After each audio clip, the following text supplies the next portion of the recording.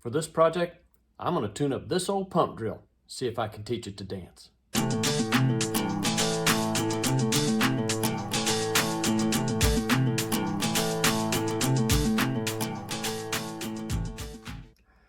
I got interested in learning about and making a pump drill for the first time about 3 years ago. I mentioned my interest to my good buddy Mike, who happens to be my fire by friction mentor, and he told me that he had made a pump drill several years prior to that, about 10 years ago from the time I'm making this video. He said he'd be happy to show it to me, and one day when we were getting ready to go off on a late winter, early morning hike, he brought it with him and showed it to me in the parking lot. Here it is. This is the first pump drill that I ever held in my own hands or saw with my own eyes. Other than that, I've just been seeing pictures and videos on the internet. I made a lot of careful mental notes about the size and shape and dimensions and weight and such.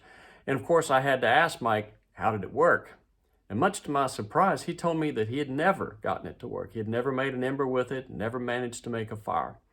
I was really new to the whole pump drill thing at that point, and I didn't have any suggestions to offer, and so we just went off on our hike and probably didn't even discuss it. Well, fast forward another 3 years, and at this point, I've made 5 or 6 very successful pump drills, and I've made videos about most of them on my YouTube channel. And it occurred to me that maybe I should talk to Mike and ask him if I could borrow his old pump drill and take a look at it and troubleshoot it, see if I could tune it up and get it to work. And he graciously agreed to loan me this old gal. And this project is going to be about looking over this pump drill, seeing what might be wrong with it, tuning it up, and see if we can get it to make its first ember and fire. It's going to be a great adventure. I hope you enjoy it.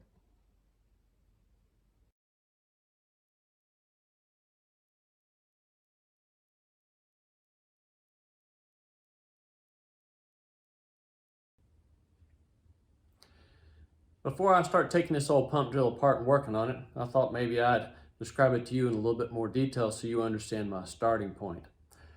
First thing I did was I put it on my kitchen scale and weighed it. It came in right around 15.5 ounces, which I consider perfect. Most of my medium-sized pump drills have been just over or just under a pound, so this one's good. The shaft, the main shaft, is a 3/8 inch dowel rod, no doubt store-bought. It's 15.5 inches long from top to bottom. The pump cord is what looks like gutted 550 paracord. I'm not a big fan of paracord for pump drills because it tends to stretch, and that introduces some lag in the rotation of the shaft as I press down on the pump bar. The pump bar itself is hand cut from some unknown species of wood. It's 10.5 inches long from side to side. And you can see that Mike has hand carved the holes, probably with his pocket knife. I don't know what species of wood the pump bar is, but there's some bark along one side, and it looks to me like it's beech. I asked Mike if he knew what species of wood he made the pump bar from, and he said he didn't remember. It was just too long ago, but I think it might be beech. The flywheel is a limestone. It's 3.5 inches in diameter and about 1 inch thick. Mike no doubt cut the hole through the middle using a masonry bit on his home drill press.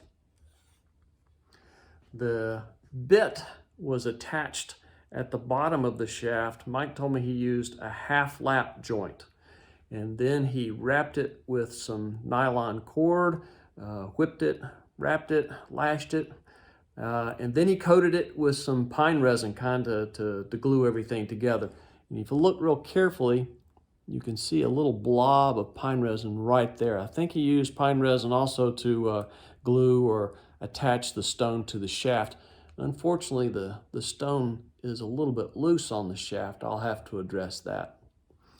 Mike told me that one of the things he thought was most problematic with his pump drill was that half lap joint. The bit would tend to wobble back and forth, and he thought that that was maybe the primary point of failure keeping this thing from working.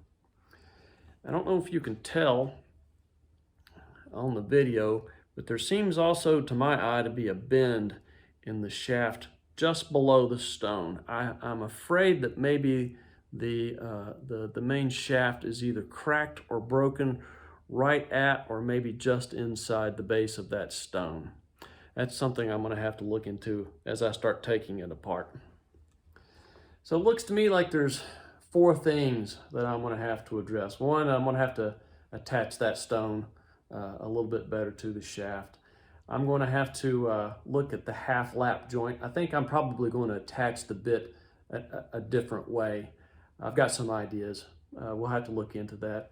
And I'm going to have to address if the shaft itself is actually broken. I'm going to have to address that. If it is indeed broken, that's fine. I can move the stone up the shaft. I've got plenty of room. I've got plenty of room to spare here. And I'm also going to probably use a different pump cord, something that doesn't stretch. All right, let's go take it apart and see if we can make it work. All remodeling projects begin with demolition. So let's take this whole thing apart. First thing I'm going to do is cut the pump cord and get rid of it.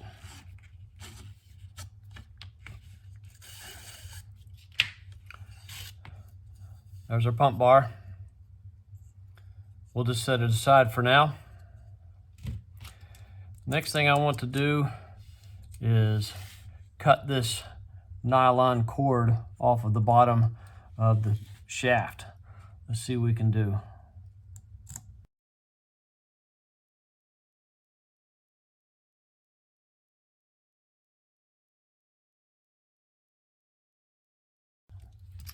All right, looks like we've got it loose. It's hard for me to tell. I don't see a half lap joint up in here. Let's see if we can get that stone off. There's our stone.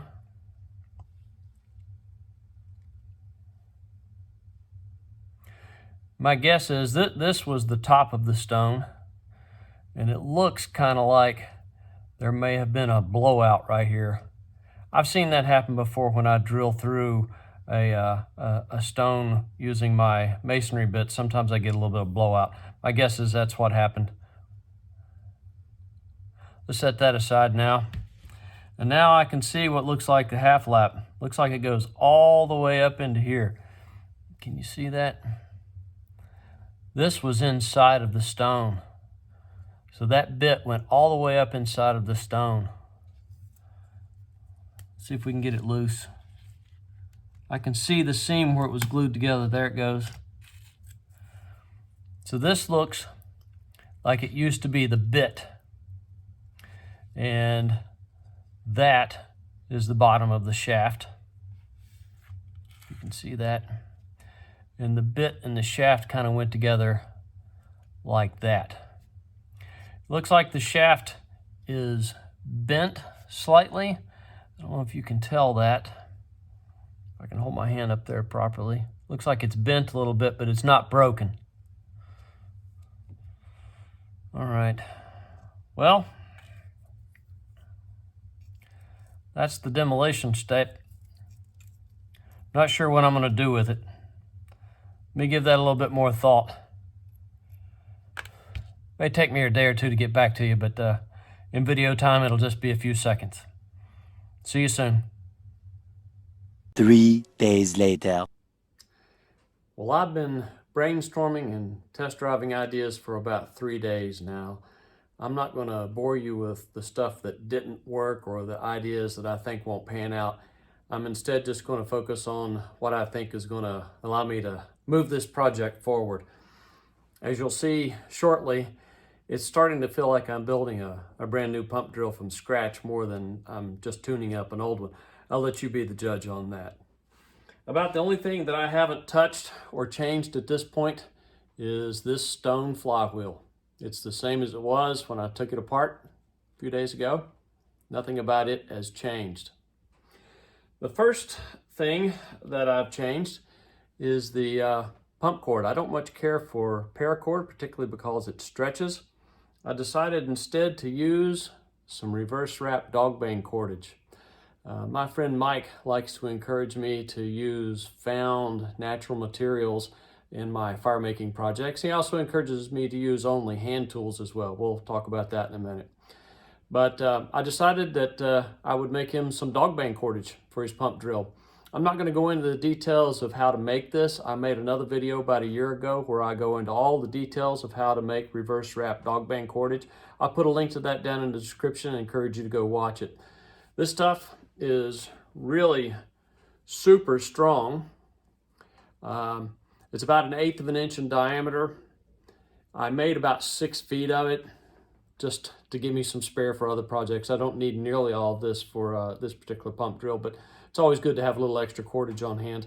To make sure that this doesn't stretch when I'm using it, what I did was after I got done wrapping it, I soaked it in some warm water, and then I hung it from a hook from one of the rafters down here in my basement, and I hung a 10-pound weight on it and then left it to dry for a couple of days. So I took out all the stretch from this cordage. I think it's going to work pretty well. Next thing, Mike happened to tell me, when I told him I was working on his pump drill, he told me one of the things that he regretted was using this store-bought dowel rod as his main shaft. So I decided to see if I could get rid of it too. Well, I happened to notice in my kindling pile that I had put this piece of honeysuckle. I don't know why I discarded it and threw it into my kindling pile. I probably cut it at some point for a short bow drill fire bow, but I don't know at this point why I discarded it. But it happens to be really nice and straight, as you can see. I've cut it to 13 inches. I think that's sufficient for my purposes. I cut it using my saw blade and my Swiss Army knife. I also used my Swiss Army knife to kind of reduce the diameter of the spindle down here. The first 2 inches of this new honeysuckle spindle, I had to whittle down so that it would fit through the flywheel. You can see that I stripped the bark off of this piece of honeysuckle and I sanded it lightly. Honeysuckle actually makes for some very nice wood, and it's really strong. I already cut a hole in the top for the cordage. I did that with the awl bit of my Swiss Army knife, so only hand tools for all this stuff, folks. And it fits onto the flywheel kind of like that. It's a pretty snug fit. I think that'll do quite nicely. All right. The next thing I had to modify a bit was the pump bar. The center hole in the pump bar was big enough for the 3/8 inch dowel rod that Mike originally was using, but I had to open it up just a little bit so that it would fit nicely down my new honeysuckle shaft. I did that with the smallest bit on my Swiss Army knife. Hand tools only, folks. And this is a collar and goldenrod bit that I'm going to use, and I'm going to attach that to the bottom of the shaft, something like that. I've left, I'm gonna tap this collar on a little more tightly as I start assembling the pump drill. I'll do that a little bit later. So let me pull it apart and talk to you a little bit about it. First, let's look at the the goldenrod bit. If you've watched any of my videos, you know that I like to use wildflowers, goldenrod in particular, as bow drill spindles and hand drill spindles. When I wear them out, I tend to save them and cut them down and use them as bits for pump drills. You can see that this one is well used. It's nicely charred on one end. That's because I used it quite a bit as a pump drill spindle early in its life. I kind of carved a not quite square end on it. It's about, I don't know, that is about 3/4 of an inch or so. What I did for my collar, this is also a piece of honeysuckle. It's about 2 inches in diameter. One of the nice things about honeysuckle is it's hollow. And even if the hole through the center of your honeysuckle is not quite centered, it'll at least be straight over short lengths. And so what I did was I took my small blade of my Swiss Army knife and I used it sort of as a drill bit to open up a larger hole going from both ends. And it left you can't see it, I'm sure, in this video, but it left a little bit of a taper right in the middle, right about there. And that allows me to take my square-ish goldenrod bit and shove it into a not quite perfectly round hole, jam it in there and twist it a little bit, and it locks in very tight. Locks in very tight. Same thing on the other end. I'm gonna insert it onto the shaft down there like that. I've left it kind of tight. I don't know if you can see that. I'm gonna tap it down sort of to create a force fit a little bit later on. But that's kind of what the pump drill is gonna look like. Let me get the pump bar here. It's gonna kind of look like that when I get it all working.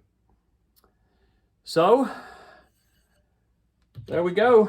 Like I said, almost nothing has remained untouched with my friend Mike's old pump drill. I do at this point kind of feel like I'm designing something new from scratch. But when I'm done, it will mostly be a primitive pump drill made out of natural found materials. The only thing that will be at all man-made will be that hole that Mike drilled with his drill press. So, stay tuned for the rest and wish me luck. All right, here's the final product, all dressed up and ready to take dancing. I think it turned out very nicely. What do you think? As a matter of full disclosure though, I need to tell you, I tried to tap this collar onto the base of the main spindle shaft. It just wouldn't stay. It wouldn't stay. It kept coming loose. It just wanted to fall off. So I used some glue. I've got several days into this project and I didn't want to start over, so I just glued it and moved on. I didn't want to do that, but I was kind of out of options. I think in the future what I want to do is learn a little bit more about making primitive glue using pine sap and charcoal and herbivore poo, like rabbit poo. But that's a different project for a different day. So now I think it's time to go burn in and notch a divot and see if we can make a fire with this remodeled pump drill. Stay tuned.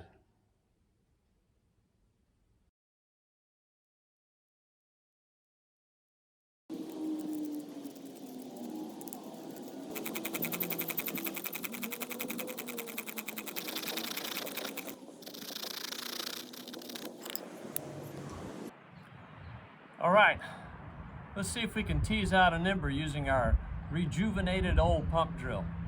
And by the way, I'm using an Eastern Hemlock fireboard. Wish me luck.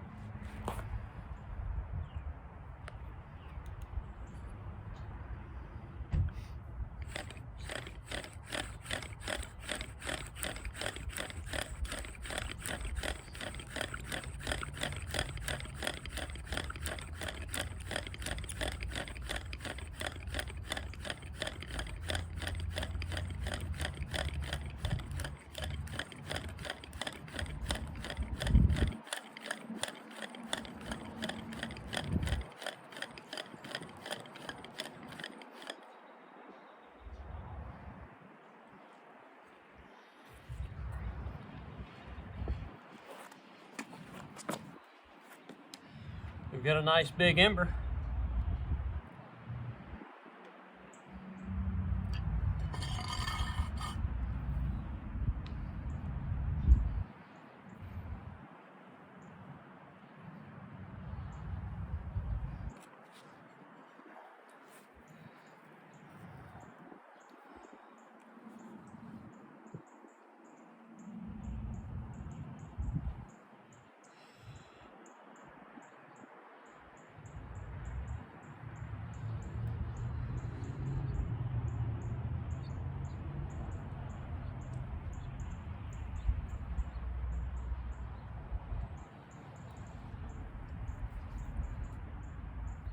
There we go.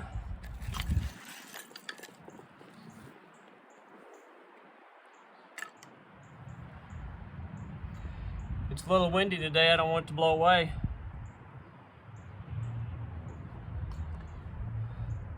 But with a little TLC, that old pump drill works great now. I sure do hope my buddy Mike likes it. Anyhow, that's all for this one. Thank you for watching. I'll see you again next time.